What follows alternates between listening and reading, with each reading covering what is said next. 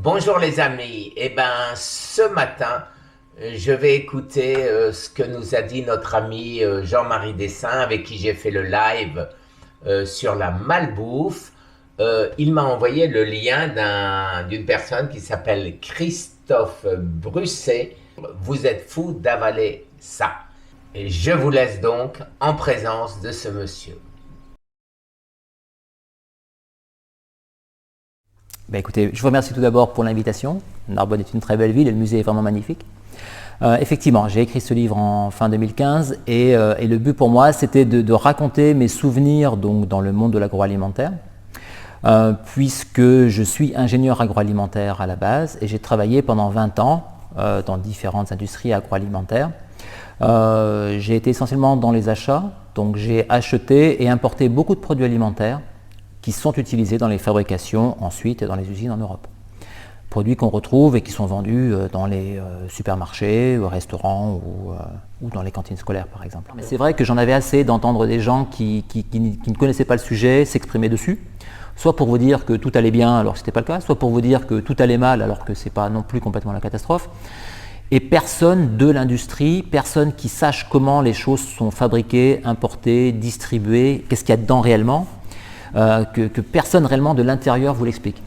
Et je trouvais que mon témoignage pouvait vraiment être intéressant.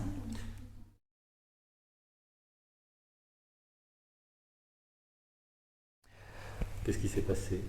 Écoutez, ça a été un long cheminement. C'est vrai que quand j'étais jeune diplômé, ingénieur agroalimentaire, j'avais beaucoup d'ambition, découvrir le monde, acheter des produits exotiques, importer du café, comme on voyait à l'époque quand j'étais jeune, la publicité de El Gringo. Donc je me voyais voyager et acheter des produits, des épices rares ou des choses comme ça. Donc vraiment des produits haut de gamme et de qualité. Par contre, j'ai été vraiment déçu et ça a été de plus en plus difficile à supporter avec le temps par la qualité des produits que j'achetais et de voir également la qualité se dégrader avec le temps. C'est-à-dire quand j'ai commencé ma carrière il y a 20 ans, on achetait des produits d'une certaine qualité et avec la pression sur les prix qui a été mise en place surtout par la grande distribution, on a été contraint de plus en plus de baisser les prix et donc de baisser la qualité. Donc personnellement, j'ai constaté la qualité des produits alimentaires baisser pendant les 20 dernières années pour arriver à ce qu'on connaît aujourd'hui, c'est-à-dire avec des produits qui sont de très mauvaise qualité, insipides, trop gras, trop sucrés, trop salés, enfin bon. Tout. C'était difficile à témoigner? Ça a été difficile, oui, très difficile. C'est-à-dire qu'au début, quand j'ai proposé cette histoire à différents éditeurs, je ne voulais pas que mon nom apparaisse. J'avais vraiment peur des représailles, des procès, des contraintes, d'être blacklisté, etc. Vous étiez encore dans le milieu à ce moment-là? Vous avez quitté J'étais encore dans le milieu, mais j'avais changé de pays. Je travaillais déjà à Singapour. Et j'avais effectivement peur des représailles, donc j'en ai parlé à Flammarion, qui a accepté de me suivre dans cette affaire. Et ils m'ont dit, c'est ton choix. Donc effectivement, on peut publier avec un faux nom et tu n'apparaîtras pas, etc. Mais ça n'aura pas le même impact que si c'est toi qui viens le défendre. Et on m'a dit, et aussi, il faut s'attendre à ce que ce soit attaqué par les politiciens, par les organismes officiels, par les représentants de l'industrie agroalimentaire qui diront c'est du flan, c'est pas vrai, cette personne-là on ne sait pas qui c'est, etc. Donc on m'a dit, ça aura beaucoup plus d'impact si c'est toi qui viens le défendre. Donc on a réfléchi et puis on s'est dit, bon bah ok, on y va. Et donc voilà, alors c'est sûr qu'ensuite j'ai eu des menaces de procès, il y a eu diverses pressions, j'ai perdu beaucoup d'amis, je suis blacklisté dans l'agroalimentaire française. Mais bon, je pense que le jeu en valait la chandelle. Vous donnez beaucoup d'exemples de produits que l'on a tous dans nos cuisines, dans nos frigos, dans nos placards, et qu'on regarde de notre œil aujourd'hui. Vous parlez des épices, du miel, etc. Oui, c'est vrai. En fait, je raconte 20 ans de souvenirs et j'ai travaillé pendant cette période-là pour 5 ou 6 entreprises différentes. Donc j'ai eu la chance d'importer à la fois des épices, mais aussi des produits surgelés, de la moutarde, du ketchup, des jambons, de la charcuterie. Enfin, j'ai vraiment eu la chance de balayer beaucoup de produits différents. Et c'est vrai qu'il faut bien prendre conscience, c'est que l'entreprise est là pour faire du profit. Dans l'industrie, on est une entreprise, on est dirigé souvent par des financiers. J'ai travaillé pour des entreprises qui appartiennent aujourd'hui à des fonds d'investissement ou à des banques. C'est une industrie, c'est un moyen de gagner de l'argent. Donc le but, c'est pas de rendre heureux le client, le but c'est de vendre le produit et de le vendre avec de la marge. Si vous avez un dirigeant, on appelle un CEO, un PDG malhonnête ça va déteindre et ça va donner ça va réellement influencer toutes les strates de l'entreprise et tous les cadres de l'entreprise suivront la ligne donnée par le leader. Donc j'ai connu moi dans la même entreprise différentes générations de propriétaires avec à chaque fois une mentalité différente. Plus ou moins honnête, plus ou moins malhonnête, plus ou moins perverse, plus ou moins vicieuse, plus ou moins honnête. Donc on ne peut pas dire qu'une entreprise sera toujours malhonnête. Elle peut avoir des périodes, elle peut avoir des facilités, elle peut être des fois acculée par un client extrêmement difficile. En période de crise, par exemple, quand il y a une crise, effectivement, à ce moment-là, on peut se mettre à faire n'importe quoi. J'ai connu quand même plusieurs entreprises et j'ai des exemples quasiment pour chacune d'entre elles. Donc je peux vous dire que toute entreprise peut, à un moment ou à un autre, être amenée à déraper. C'est le fruit de mon expérience. Avant Findus, avant l'affaire des lasagnes au cheval, je pense que si on avait vraiment cherché, on aurait trouvé beaucoup d'entreprises qui vous vendaient du cheval ou de la volaille à la place du bœuf, par exemple. Je pense qu'après cette affaire-là, beaucoup moins de gens s'y risqueront. Donc il y a quand même une évolution qui se fait.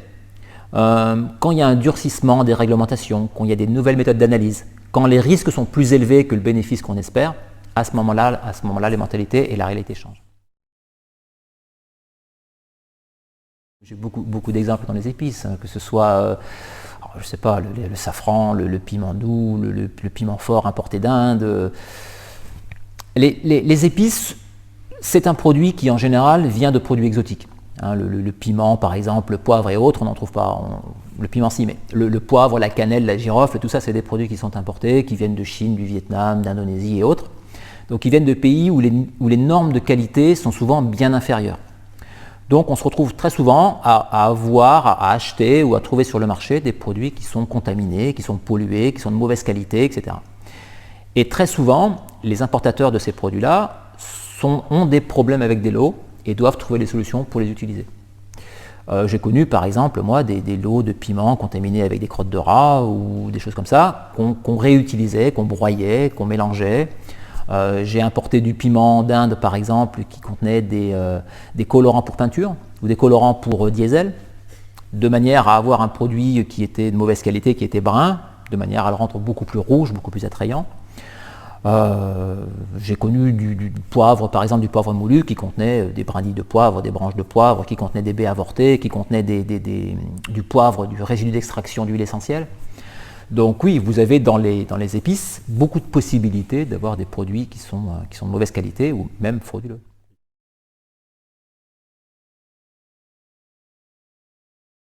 C'est vrai que dans ma carrière, j'ai énormément importé de Chine, puisque la Chine est un très grand pays, très industrialisé, et vous avez beaucoup de produits qui sont faits là-bas.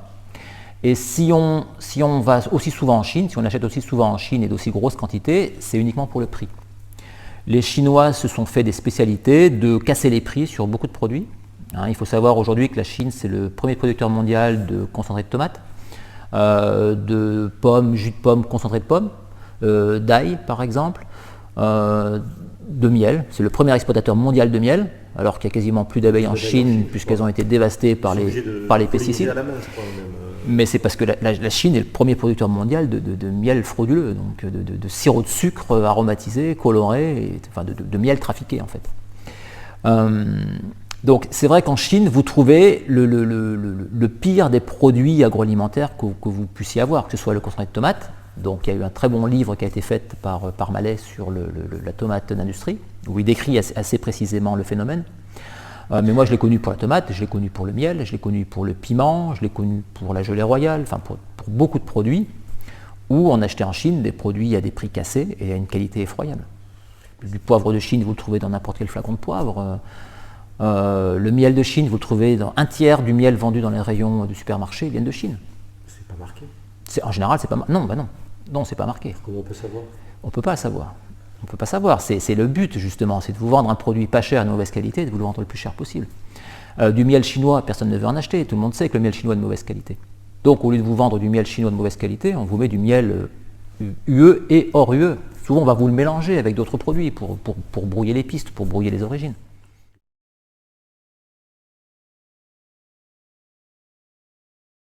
C'est vrai que je taquine le consommateur pour essayer un petit peu de le stimuler, de le provoquer pour qu'il se réveille. C'est vrai que dans nos entreprises, il y avait toujours un service marketing, donc communication marketing très puissant.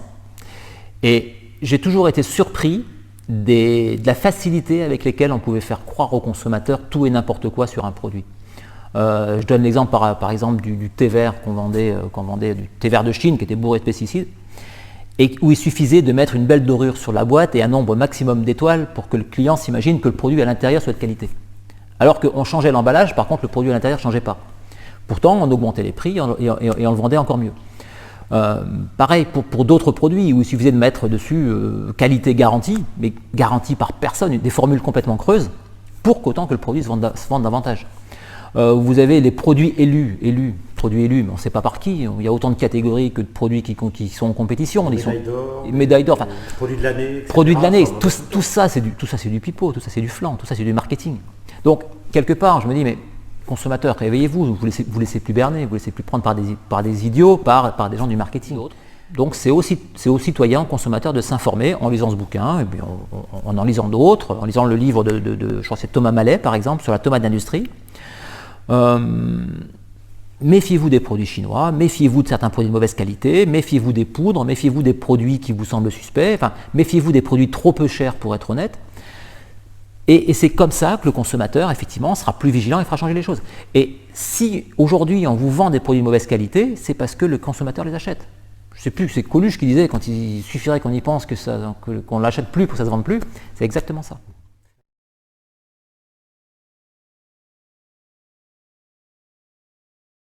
Vous avez complètement raison. Même moi qui suis ingénieur agroalimentaire, qui ai 20 ans d'expérience dans l'agroalimentaire, où c'est mon métier, moi aussi j'ai du mal avec les listes d'ingrédients, avec les quelque chose, et je me fais de temps en temps piéger. Donc, même pour moi c'est très difficile. Et c'est vrai que c'est compliqué, c'est flou, mais à dessein. C'est dans l'intérêt des industriels de ne pas vous dire les choses, de maquiller les origines, de maquiller les additifs, de leur donner des noms exotiques sans que les gens puissent savoir ce que c'est, de ne pas informer le consommateur, de mettre des étiquettes nutritionnelles très compliquées, de manière à ce qu'en fait personne n'y comprenne plus rien. Et c'est bien aussi pour ça que les industriels s'opposent farouchement à un étiquetage nutritionnel, vous savez, l'étiquetage couleur ou l'étiquetage simplifié, qui permettrait aux consommateurs juste de voir une couleur, un petit peu comme un feu tricolore, de savoir quels sont les produits à privilégier. Effectivement, ça demande effectivement de chercher l'information, de la comparer, de ne pas croire tout ce qu'on vous dit, surtout de rejeter la publicité, d'avoir un réflexe un petit peu de répulsion quand il y a trop de publicité sur un produit. Ça demande effectivement d'aller peut-être vers des associations de consommateurs qui sont plus militantes. Je pensais par exemple à Foodwatch que je cite dans mon livre, et qui sont des gens qui sont uniquement financés par le don des gens qui participent à l'association, donc qui ne reçoivent aucune subvention, aucun soutien d'aucune forme que ce soit. Oui, c'est mon but, c'est effectivement d'informer le consommateur en disant, regardez, voilà, on ne vous dit pas comment ça se passe dans l'industrie, regardez, moi, mon expérience. Ce n'est pas de la propagande, ce n'est pas une revanche, j'en veux à personne, j'ai aucun compte à régler. Donc ce que je voulais vraiment, c'est dire, ce qu'on vous dit c'est une chose, mais moi, regardez ce que moi j'ai vécu, ce que moi je peux vous dire, de ce que j'ai vécu. Je ne vous dis pas que c'est comme ça partout, mais là où moi j'ai travaillé, ça se passait comme ça. Pas tout le temps, mais c'est arrivé, et croyez-moi, ça arrive encore.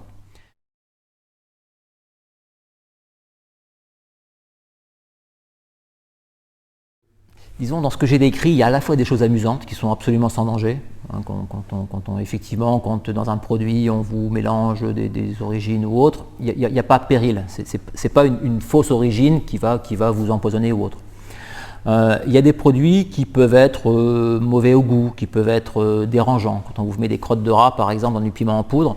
C'est pas dangereux. Non, c'est pas dangereux, puisque le produit ensuite sera stérilisé, donc vous allez manger de la crotte de rat stérile. Si on ne vous le dit pas, il n'y aura aucun impact. Si on vous le dit, vous direz oui, c'est pas terrible, mais c'est pas dangereux. Par contre, ce qui est assez étonnant, ce qui est assez drôle, c'est que les choses pour moi les plus dangereuses et les plus choquantes sont les choses autorisées en fait. C'est-à-dire, vous savez, dans les produits alimentaires, vous avez en gros 700 molécules qui sont autorisées comme additifs ou comme auxiliaires technologiques. Des choses qui ne sont pas du tout des aliments, pas du tout alimentaires, et qu'on est autorisé à mettre en tant qu'additif dans l'alimentation. Ces molécules vous empoisonnent, on le sait, puisque nombre d'entre elles sont catégorisées comme allergènes ou cancérigènes ou potentiellement cancérigènes, interdites dans certains pays, autorisées dans d'autres. Donc, on autorise de nombreuses molécules dans l'alimentation qui ne devraient pas du tout y être, tout ça uniquement au bénéfice des industriels, et ces choses-là, effectivement, sur le long terme, posent un problème de santé publique. Donc ça, pour les produits qui vous empoisonnent, mais vous avez aussi les mauvaises habitudes et la mauvaise qualité nutritionnelle des produits. Quand on dit que les produits souvent sont de mauvaise qualité, enfin trop gras, trop salés, trop sucrés, etc., ça conduit à avoir tout un ensemble de la population qui devient diabétique, qui devient obèse et qui a ensuite des problèmes de santé. Et on s'aperçoit aujourd'hui que dans les pays occidentaux, que ce soit aux États-Unis, mais même en Europe, même en France, vous avez quasiment un tiers de la population qui est en surpoids et qui est voire carrément obèse. Donc oui, il y a un problème, mais c'est un peu comme la cigarette, c'est pas un problème qui va vous tuer demain matin. Mais c'est un problème qui sournoisement dégrade la qualité générale de la population d'année en année. Mais aujourd'hui, on en arrive à une situation où dans certains pays, l'espérance de vie des nouvelles générations a tendance à stagner, voire même à régresser. On se rend compte que les jeunes aujourd'hui font face à des épidémies, mais vraiment impressionnantes, de diabète, de NASH, la maladie ce qu'on appelle la maladie du foie gras, de maladies cardiovasculaires qui prennent des proportions réellement inquiétantes. Et on se rend compte aujourd'hui que l'espérance de vie ne progresse plus.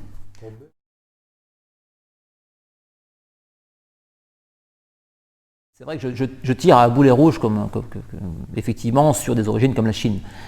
Mais c'est pas du tout c'est du concret, c'est-à-dire que c'est du vécu. Je sais ce que sont les produits chinois. J'importais chaque année 2000 tonnes de concentré de tomates de Chine, donc je sais ce que c'est.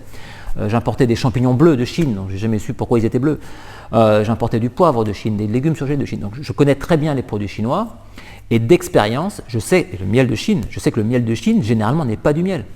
Donc effectivement, personnellement, donc ce sont des conseils que je m'applique d'abord moi-même, je conseille effectivement d'éviter absolument les produits chinois par exemple, mais pas uniquement, aussi des produits indiens ou des produits d'origine où le niveau de qualité est vraiment trop inférieur à ce qu'on connaît en Europe. Ensuite, il y a l'histoire du prix. Vous dites éviter les premiers prix. Aujourd'hui, les Français consacrent 15%, je crois, d'un budget à l'alimentation. Il y a encore 20 ans, c'était 30%. C'est exact. Donc on a arbitré en termes de prix, en termes de qualité-prix, vers le moins disant. C'est toute une éducation à refaire, là c'est compliqué, qu'on cherche les prix les plus bas. C'est vrai, mais il faut reconnaître un certain bénéfice à l'industrie, c'est d'avoir fait baisser les prix. C'est vrai que la grande distribution et l'industrie agroalimentaire a fait baisser les prix. Mais seulement, il faut savoir à un moment s'arrêter, c'est-à-dire que chaque chose a un prix juste, en dessous duquel il n'est pas raisonnable de descendre.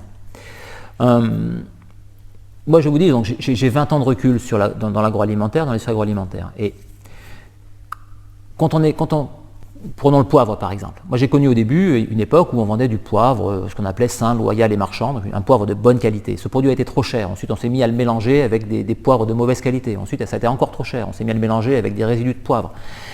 Et il y a un moment, c'est qu'on ne peut plus baisser les prix sans toucher à la qualité. Et d'expérience, puisque dans les entreprises où je travaillais, on faisait à la fois des produits à notre marque, on faisait des produits à la marque des distributeurs et à la marque des distributeurs pour différents niveaux de gamme. On faisait du moyen de gamme, du bas de gamme, voire même du haut de gamme. Et les produits les plus frauduleux, les produits de plus mauvaise qualité, sont forcément, généralement, dans les produits les moins chers. Vous allez retrouver beaucoup plus de produits de mauvaise qualité et frauduleux dans les produits premier prix. Forcément, puisque c'est là où la pression sur le prix est la plus forte. Et donc sur la qualité. On peut encore manger pour un prix raisonnable des produits de bonne qualité. Oui. Sans que le budget des familles soit... Oui, mais ça nécessite à changer certaines habitudes. C'est-à-dire, il faut absolument, si on veut rester dans un budget raisonnable, il faut éviter certains produits qui n'apportent absolument rien de positif en termes nutritionnels. Le monsieur marketing est très fort pour ça. Oui, mais bon... Combien de parents sont culpabilisés parce que leur enfant part à l'école avec le goûter qui n'est pas exactement celui que tout le monde a dans son sac? C'est sûr que je sais que moi, mes enfants m'ont fait un petit peu la tête au début quand j'ai supprimé les sodas et certaines sucreries, mais aujourd'hui, c'est entré dans les habitudes et quand on a un repas à table, on boit de l'eau. Il n'y a pas de meilleure boisson que l'eau.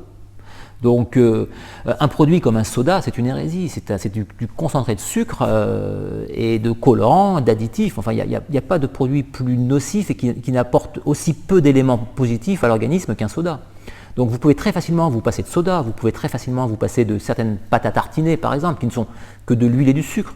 Vous pouvez vous passer facilement de chips, par exemple. Enfin, quand je vous dis vous passer, je ne veux pas dire l'éliminer complètement. Vous pouvez de temps en temps vous faire des petits plaisirs, mais tous ces produits-là, vous pouvez en baisser la consommation de manière importante. Les viandes, par exemple, également. Les viandes et charcuteries, vous pouvez en consommer de manière très occasionnelle. Inutile d'en consommer chaque jour. Donc, les économies que vous ferez sur ces produits-là, vous pouvez la réinvestir dans plus de produits bio, plus de produits frais. Et plutôt que d'acheter des produits élaborés, des plats préparés, etc., qui ne sont pas aussi économiques que ce qu'on veut bien dire, vous pouvez vous faire vous-même vos soupes, vous pouvez vous-même vous faire vos légumes bouillis, vos plats préparés, pour un budget qui sera équivalent. C'est vrai que tout ce qui est poudre, purée, tout ce qui est aliment que l'on ne reconnaît plus, qui est complètement transformé, ça, il faut vraiment faire attention. Et oui, parce que, prenons le cas des épices que j'ai bien connu, quand vous aviez un lot de poivre, un lot de cannelle, un lot de piment qui était contaminé par des déjections d'animaux, par des poils de rat, par des produits pourris, par des vers, qu'est-ce que vous faites ? Vous réduisez tout ça en poudre, vous atomisez, vous mélangez avec un produit de meilleure qualité et hop, et vous vendez tout ça et personne n'y voque du feu. Donc effectivement, moi je n'achète pas, mais depuis très longtemps, aucune épice en poudre, aucune purée J'ai importé du Chili par exemple de la purée de framboise. Quand j'ai vu la qualité de la framboise qui était utilisée pour ça, avec des asticots, avec des bouts de feuilles, avec des produits pourris, je me suis dit non c'est bon, je ne consomme plus de purée de framboise industrielle. Donc voilà, je vous dis c'est l'expérience qui parle. Les produits épuisés, c'est considéré comme un ingrédient, figurez-vous. Ce n'est pas du tout un additif. Le produit épuisé, c'est un poivre ou une vanille, par exemple. Vous extrayez l'arôme, l'huile essentielle, et le résidu, qui est un déchet, au lieu de le considérer comme un déchet, vous le remettez dans le produit. Et ce déchet n'est pas considéré comme un additif, c'est considéré comme du produit. Vous allez acheter de la glace à la vanille, par exemple, ou des yaourts à la vanille, avec des petits points noirs de vanille, et dans les ingrédients, vous voyez gousse de vanille épuisée ou vanille épuisée. C'est du déchet de vanille. C'est comme si on vous mettait dans une glace au café du marc de café. Donc, ça vous fera des petits marqueurs, des petits points noirs, vous direz, elle est belle cette glace, elle est jaune pas parce qu'il y a de la vanille dedans, mais parce qu'il y a un colorant, elle a des petits points noirs, pas parce qu'il y a de la bonne vanille dedans, mais parce qu'il y a du déchet d'extraction de vanille.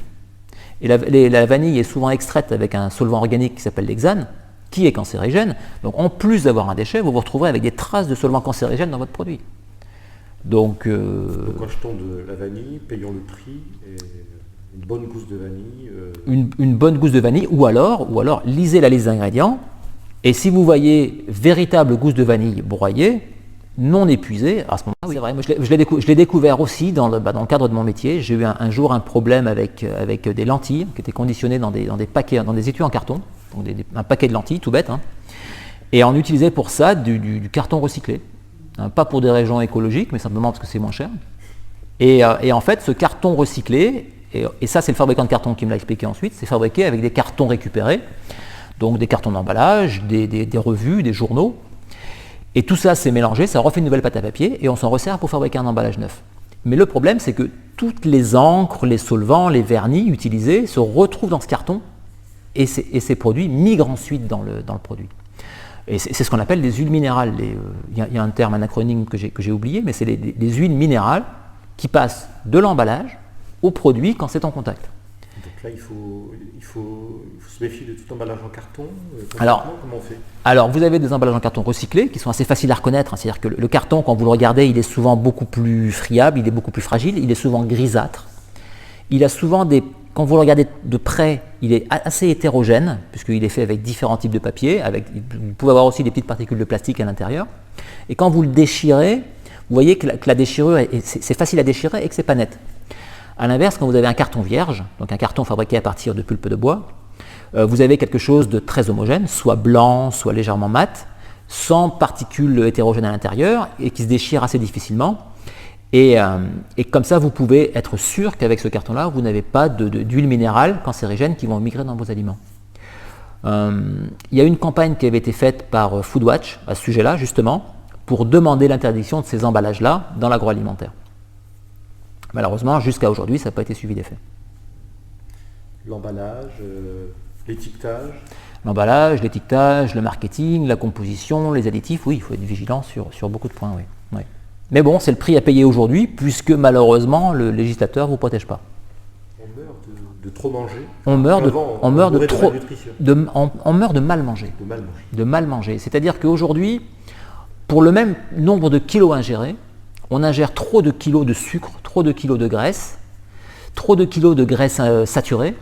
On n'ingère plus du tout suffisamment de fibres, plus de légumes, plus de féculents, plus de choses qui en fait sont positives pour l'organisme. Et pourtant on voit plein de pubs à la télé là-dessus, de campagnes, mais même l'industrie agroalimentaire y participe. C'est facile, ça fait partie du plan marketing de l'industrie agroalimentaire. Si vous vendez des produits de mauvaise qualité, l'idéal c'est de faire culpabiliser le consommateur, de lui dire mais écoutez, si vous êtes malade, c'est parce que vous ne faites pas assez de sport, c'est votre faute, c'est pas la mienne. Mon produit à moi, si vous en mangez dans le cadre d'une alimentation équilibrée, variée, patati et patata, il n'y a aucun problème.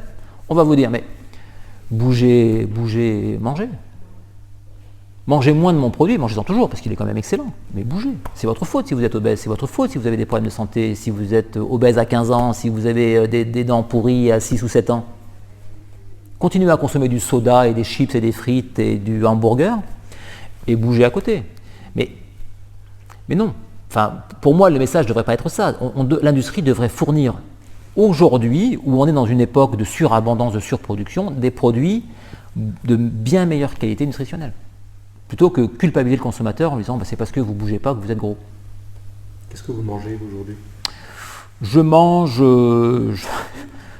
des légumes bouillis que ma chère épouse me fait, je mange des soupes, je mange beaucoup moins de viande. Donc on a réduit, par rapport à il y a 10-15 ans, beaucoup moins de viande. Pas de soda, enfin des produits bio, beaucoup de produits frais, salade, puis des légumes de base, pommes de terre, carottes, haricots verts, beaucoup de produits non transformés qu'on cuisine nous-mêmes. Alors mon épouse et moi-même on travaille, on trouve quand même le temps de le faire, ça ne nous coûte pas plus cher et on s'en porte mieux. Vous êtes fou d'avaler ça. Christophe Brusset, merci beaucoup pour Merci à vous.